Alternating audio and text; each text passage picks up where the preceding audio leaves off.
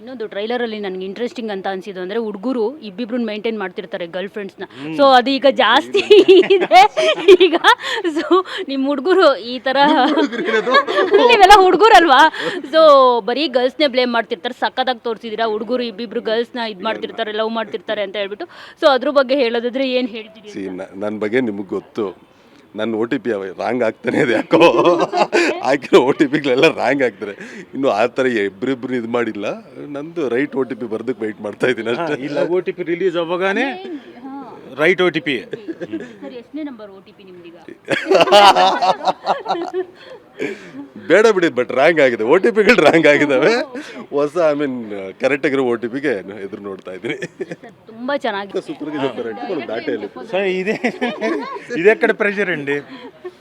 పటాకి కాదు యావద్దు ఆగిర్లే. ఈయనంటాడు అక్క చాలా బాగా చెప్పిందంట, మనం ఇంకా బాగా చెప్పాలంటే ఇంక నేనేంటి.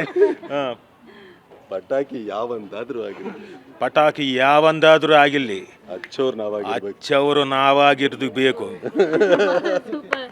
Sir Anees sir, thank you so much. ನೀವು ಈಗ ಕನ್ನಡದಲ್ಲಿ ಅಷ್ಟೇ ಅಲ್ಲ, ತೆಲುಗುನಲ್ಲೂ ಹೋಗಿ ಲವ್ ಮಾಡೋದಕ್ಕೆ ಸ್ಟಾರ್ಟ್ ಮಾಡ್ಕೊಂಡಿದ್ದೀರಾ.